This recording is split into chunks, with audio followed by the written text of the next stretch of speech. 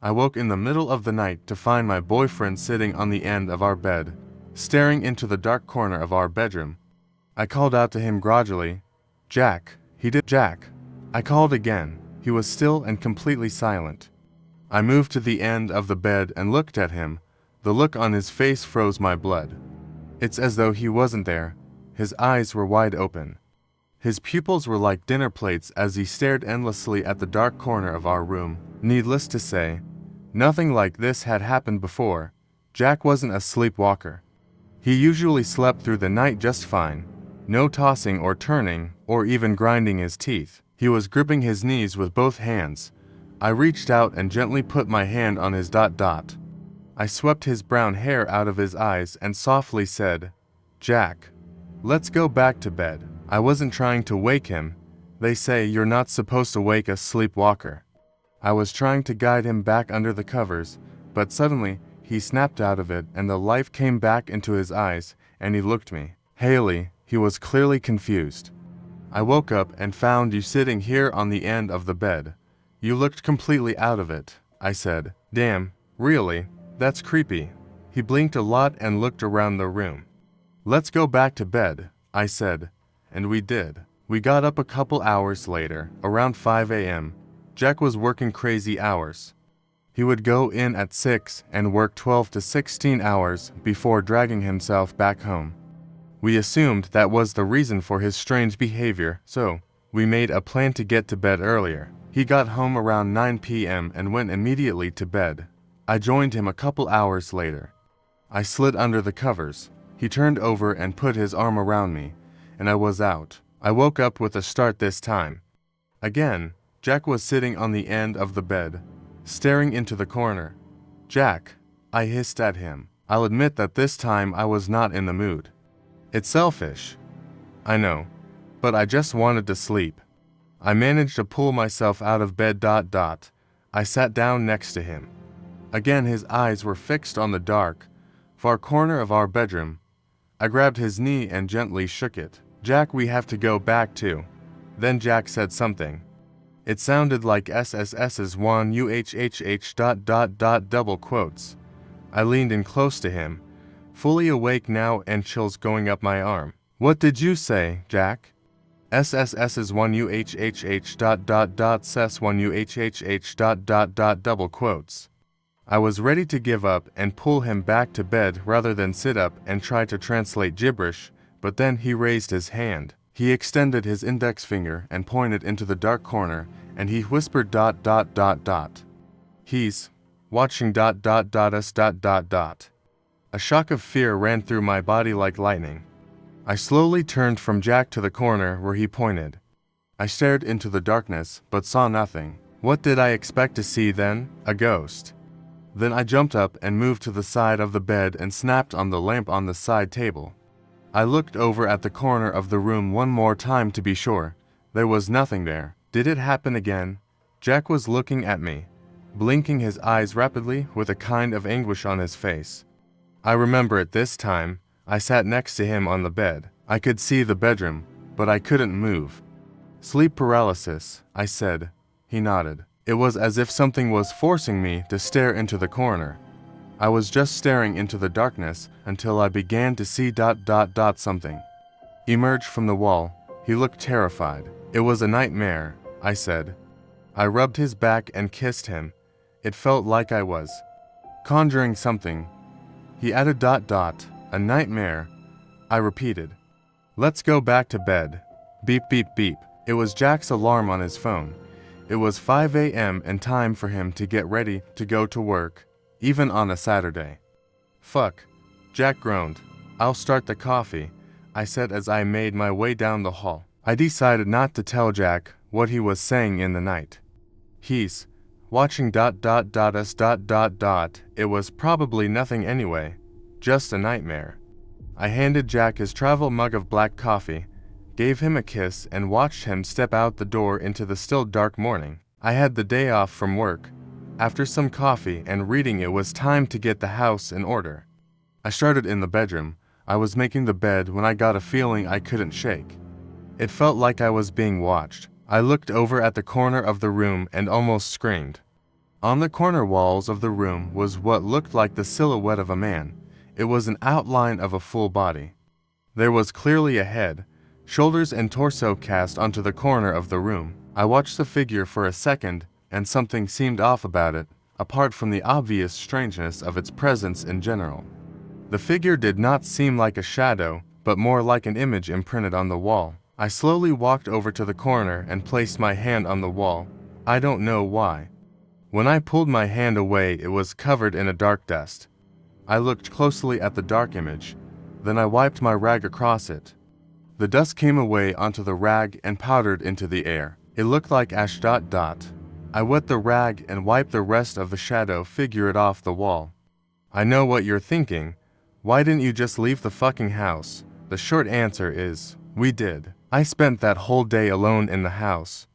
I spent that whole day thinking about those words that Jack had said in the night. He's watching us. Then I spent the whole day thinking about that ashen shadow figure on the wall. Then I booked us a hotel room. Jack arrived home at about 9 p.m. and I already had everything packed. What's going on? Jack asked. I got us a room at the Skyview for the night. He dropped his backpack on the floor. Did something happen? I just thought a change of scenery might help you sleep through the night. I don't know, I'm pretty tired already. I was already rolling the suitcase out the front door. The room is already booked and paid for. I'll drive. I called back to him. I didn't tell him that in the suitcase was a new set of lingerie and heels I had ordered a few days ago. I woke up hours later in a king-sized hotel bed, now wearing nothing but sheer nylon thigh highs. The TV was still on and flickering in the corner of the room. Through my bleary vision, I could see the digital clock on the side table, which read 3 a.m. I shot up and reached over to the other side of the bed. I felt Jack's chest. Thank God. I settled into him and closed my eyes. Then I felt Jack's head turn toward me. He made a sound. What? I whispered. What I heard next made my blood run cold. He's watching us. I shot up and looked around the room, and then I saw it. The TV in the corner was now showing nothing but static. Somehow something about it looked off, as if the little static particles were behaving in coordinated patterns of movement. Then I saw it. Within the static I could see the dark figure of a head and shoulders. It looked just like the shadow figure that appeared in our bedroom. I could barely make out any features, but from the outline of the figure I could tell it was smiling. He was watching us and he was smiling. Jack, wake up. Jack didn't move. I kept my eyes locked on the shadowy thing on the TV screen. Jack, wake up. I shouted this time and shook his arm. Jack. He didn't even stir. I remembered the TV remote was on the side table. I slowly reached over, keeping my eyes on the man in the static all the while. I felt the remote with the tip of my fingers. I gripped it and quickly mashed the power button. The screen went dark and so did my vision. My eyes flicked around the pitch-black darkness. My vision adjusted and all I saw was the shadowy hotel room. I turned to wake Jack and my heart nearly stopped. Jack wasn't there. He wasn't in the bed. Then I saw him. Jack was standing in front of the TV in corner of the room. Even in the near-complete darkness, I could see his unblinking bloodshot eyes staring right at me. A dead smile was plastered on his face. Jack, wake up, I squeaked. He slowly moved across the room. It looked as though his body wasn't working correctly. He moved like a marionette, twitching and lurching across the room towards me. I looked around for some form of weapon. I chose the telephone on the side table. I pulled the cord from the receiver and held it up like a club. Don't come any closer. Jack. His rigor mortis smile continued its slow movement towards me in the darkness. Suddenly, he was only 2 steps away. I stepped forward and swung the phone, connecting hard with the side of his head. I know that the thing I just hit with the phone was not Jack. Not really, but I could feel that my Jack was still in there somewhere. Jack was the love of my life. When I hit him, I couldn't help feeling regret. After I hit him, I hesitated. Not for long, but long enough for him to turn back towards me and reach a hand for my throat. I backed away at the last second and bolted for the door. It was too late.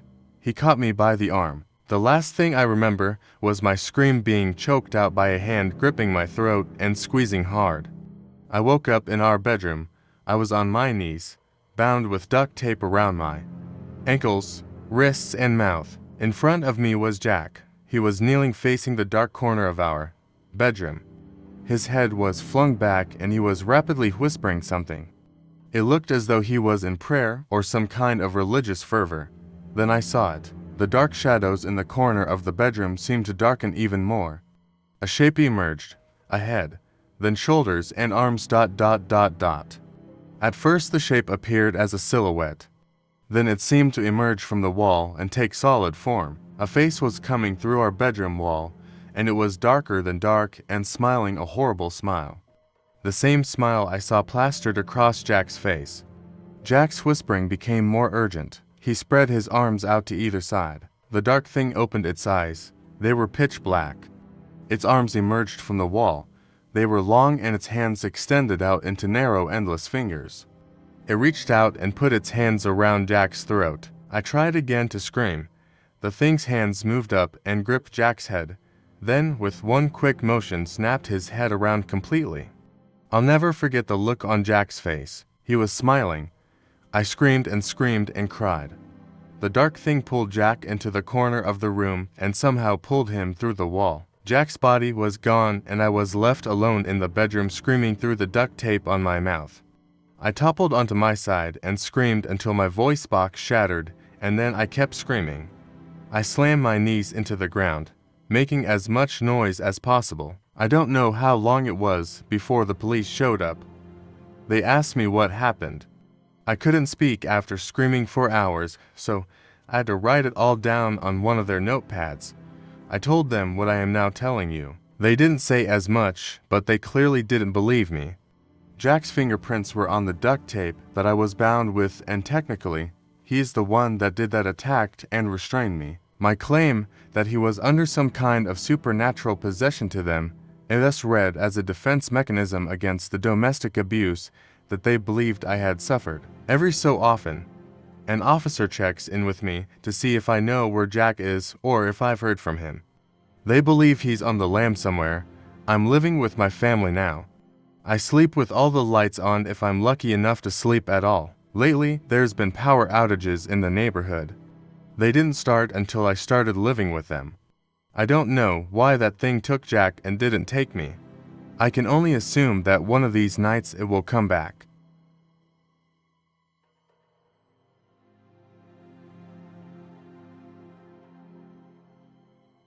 I can't hear it from my room. Thank God for that ... It's interesting though. It makes me think. We pass by hundreds if not thousands of strangers a day. Yet, we haven't the faintest of an idea what's going on in their lives. What makes them tick? Happy? Sad? What makes them laugh? What makes them cry? I have no idea what made that thing in the lobby cry. It started up about 2 nights ago. Fortunately, I live on the 5th floor of a smaller apartment complex, so I'm nowhere near the lobby.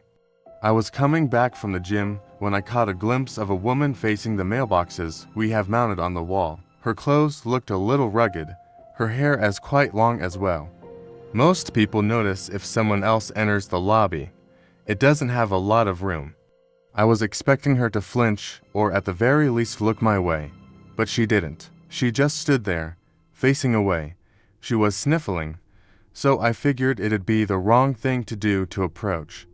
I simply went about my business, up the flights of stairs that would get me to my cozy abode. The next morning was an early one. Working in the trades makes it so. I descended the stairwell because our apartment is old and couldn't be bothered to have an elevator. I noticed a strange, droning noise as I got closer towards the lobby. As I was about to come down the last flight of stairs, I could make it out. Crying ... Weird, I thought to myself, who's up at 5:30 a.m. around here? Most of the apartment residents were either new families or seniors that had no business being up at this time. The thought of a drunkard or some homeless person hopped on substances came to my uneasy mind. I took the last few steps slowly and poked my head into the lobby. It was the same girl, almost at the same position as before. Her sniffles had turned into a light, but unpleasant sob. Did I leave it be? She seemed harmless and scared. I mustered up my courage and did something about it. "You all right?" I called out to her, quietly. "Noticed you were there yesterday, too. Got anyone looking for ya?" The sobbing ceased, and she looked my way. She seemed quite sickly, her eyes further apart than normal. Her eyes were a bright shade of pink from what I can assume was all the crying. "I need to stay," she replied, in a voice that sounded like three people speaking at once. I shrugged it off and went to work. She was there when I came back. This time, her head was planted on the mailboxes and her crying sounded ... angrier. The unfortunate neighbor that lived close to the mailbox came out from his apartment with an angry look on his face. He pointed his finger and hovered over the poor woman. "I've tried to help you for times now. Your crying is getting on my nerves. Leave, now," he demanded. Her furious sobbing halted, and I could see her now red eyes fixate on the neighbor. He was a decent guy. Must have had a bad day or something. "Do you need a hand or anything?" I asked, hoping to diffuse the situation a little. "I'm fine, man, I'm fine," he said, waving me off. Honestly, I didn't have the immorality or the strength to haul a distraught woman from the complex. I went up the stairs. I got to about the third floor when I heard screaming and yelling from downstairs. I assumed our on-call security decided to show up to have the woman escorted off the premises. I thought nothing of it. I came across the aftermath the next morning, and damn near puked all over the lobby. There was torn up pieces of body armor, torn up chunks of flesh and hair, and buckets worth of blood strewn across the lobby. How did nobody notice this? I would have expected a whole evacuation of the building at the very least. I shakily began dealing 9 to 11 when I heard a familiar, sinister noise.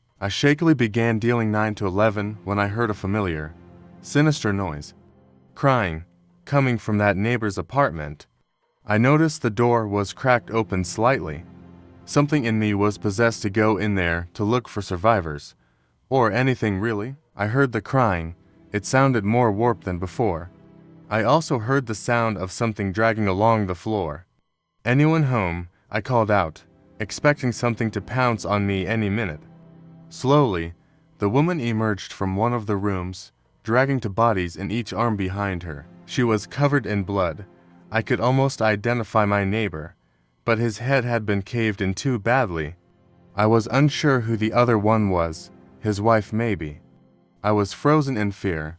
The sound of the warped crying invaded my ears. She dropped my neighbor, his body hitting the floor with a splat. She pointed towards me. "I just need to stay. Just a little longer." "Thank you. I feel better now," she spoke, her voice sounding like a legion of distressed people. A part of me was hoping the crying would subside. Forever. It began again as soon as I shut the door and backed away slowly. A freakish thing that burned into my ears is that I could hear her running around the apartment dragging the bodies. I called into work, and then proceeded to barricade myself in my apartment and call the cops. I don't think they believe me, and I'm scared I'm sending them to their deaths. Someone has to do something about it though. If I step into the stairwell and get to about the third floor, I can still hear it. There's an occasional scream, too. What the hell, it waiting for anyways? Just a little longer. What does that even mean? I'm also terrified that someone else will go and check it out. The noises of the rampaging thing are not subtle. Is that on my conscience too? Am I an accomplice in this for not forfeiting my life to fight it? I wanted to put a sign up that would help deter people, but I had no idea where to start. Multiple people will probably call the entire police force, or more, when they see the carnage that is splattered all over the floor of the lobby. I took a look at my boots just now, and noticed I left a bloody trail leading up to my apartment. I just pray that they can handle that thing, and that it doesn't make its way up the lobby to me.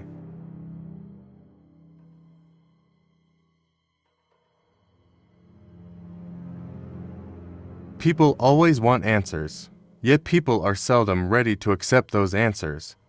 The problem is that sometimes the answers can be more disturbing than the unanswered question, and sometimes they only lead to more wondering. Sometimes answers aren't all they're cracked up to be. That's what I've learned in my experience, a detective working on missing persons cases. A few weeks ago, I began work investigating a particularly disturbing case. 3 young girls had reportedly gone missing in the town's nearby woods, and their parents were worried sick. The disappearance was huge news in the small town. Search parties were out in full force. I was with one of the many groups of people out there scouring the woods in every direction. We knew we had to act fast if we wanted to find them alive. For several days, we found absolutely nothing, and we had entered into our 5th night of looking. No one dared to say it out loud, but we knew what we were looking for at this point: corpses. We knew those girls weren't going to come walking out of the woods unharmed like nothing ever happened. I kept on looking, walking through the dark woods alone, guided by my flashlight while my team looked elsewhere in other directions. The search was an incredibly somber and isolating experience. It's a very grim and morbid task to be searching for the remains of 3 lost children. It was a cold fall night. A waxing crescent moon loomed high above. The autumn leaves blanketed the muddy ground as I trudged onward. Suddenly, I heard an eerie sound. It sounded like soft singing in the distance. I turned all around, but saw nothing in the autumn maze of orange, yellow, and brown. In hopes that it might somehow be the young girls, I yelled out, "Police! Do you need help?" There was no response. I sat there in silence for a moment before I continued walking. I noticed something very bizarre up ahead and went to inspect it. It was what I can only describe as an archway made of sticks and leaves. They formed an oval the size that a person could walk through. The formation appeared to be naturally occurring rather than man-made. It looked like something someone might want to stage for a wedding or a photography shoot. It was like something out of an old folklore story. What happened next is beyond comprehension. A small creature walked by me in the darkness, moving in a dancing motion as it went, and humming a peculiar tune. It moved into the view of my flashlight, and I could see that it appeared to resemble a very small old man with a long whitish gray beard and a maroon pointed hat. The creature casually walking along looked identical to any gnome you'd see in a generic fairytale depiction. Seeing something so cartoonish, but yet there right in front of me in real life, was very surreal, uncanny, and disturbing. This couldn't be happening. I couldn't believe what I was seeing. I felt like I was losing my mind. I watched as the mischievous little gnome skipped along towards the wooden archway. With a laugh, he walked through and disappeared completely before my very eyes. I was shocked to be really experiencing this. My entire conception of reality was shattering. Had I somehow been drugged? I wondered. This was something beyond what tiredness could explain. I approached the mysterious arched formation and studied it closely. It was just made of sticks and leaves. Nothing special. I put my arm through and held it there for a moment. Nothing at first, but then it started to slowly feel a bit numb. I took it out and stared at the archway once more. The feeling soon returned to my arm. Am I actually considering this? I thought. With an abundant lack of explanations for what I just saw, I decided to risk whatever danger I might face by walking through this apparently mystical archway. Feeling a bit silly, I took a deep breath and walked carefully through the natural oval stick structure. Suddenly my mind was in a daze. It was like waking up from a dream. I looked around to see the same woods I had been standing in, but it was bright and sunny. All my senses were strangely heightened. My mind was buzzing. I looked down to see that the flashlight I was carrying had vanished. The leaves seemed brighter, the air felt nicer, and all seemed calm. Where was I? I looked around, and that's when the little creatures came in, appearing from behind the nearby trees. There must have been about 10 of them. The gnomes were smiling as they danced around in a circle, laughing and singing an oddly familiar song. One of the gnomes walked up to me and began to mischievously dig through my pockets. He found the change I had in there and stole a single quarter. He lifted the shiny silver coin up in the air and it reflected the sun burning brightly above. He let out a trickster-ish laugh, put the quarter in his pocket, and joined back with the others in their dance. I had no idea where I was, what I was witnessing, or how to react to any of this. Suddenly, the gnomes all took off and ran further into the forest. I chased after them, running through a narrow opening in the dense section of brush. I was greeted with a disturbing new environment and the intense feeling that something was horribly wrong. I found myself standing within a large ring of trees deep in the woods. My run soon gave way to a slow and unsure walk forward. At first, what I saw looked to be a pile of yellowish off-white rocks neatly stacked up on top of each other in a row. But when I got closer, it was clear and unmistakable that these were piles of skulls. Their laughter grew louder and more sinister, and their dances became more frantic as I crept slowly forward. The taste of iron unexplainably filled my mouth. As I grew closer, I could see that the ground was covered in a dark red substance. The air became thick and humid, and I began to feel very claustrophobic. Dancing faster in a circle and cackling maniacally, the gnomes were holding entrails and viscera. All around them on the ground, it appeared to be the gore of dozens of unrecognizable bodies. There was so much blood. The foul and deathly odor assaulted my nostrils and turned my stomach. I was hit with waves of panic. I felt like my mind shut down completely and I was paralyzed where I was standing. The gnomes all turned to me smiling and simply continued their dark and morbid singing. I just remember screaming and screaming and screaming as loud as I could. Then, just nothing. The rest is all a blank. I don't remember a thing. But according to my partner, he found me zoned out and lying on the muddy ground of the dark woods where I had been searching for the girls. I was apparently clutching my flashlight and mumbling to myself. He says I must have had some kind of psychotic episode. I'm not so sure. I would be tempted to blame it all on the stress of the job. But when I checked my pocket, a quarter was inexplicably missing. I spent the next few days looking over the case files. I had a lot of theories, but none that made sense. According to reports, the neighbor of the lost children had been looking out of her kitchen window while washing dishes. She purportedly saw the older sister leading her two younger siblings by the hand into the woods. They were humming a strange tune as they disappeared off into the wilderness that day and were never seen again. The case files also revealed that the missing girls reportedly took a book from their playroom's bookshelf before vanishing. It was a children's fairytale book with bright, happy illustrations of gnomes dancing through the forest. It was called the Friendly Sunshine Gnomes. I can still hear their odd singing in my mind at times when I'm alone. I don't think we'll ever find those girls, or truly know what I experienced, and I'm convincing myself more and more each day that I really don't need the answers.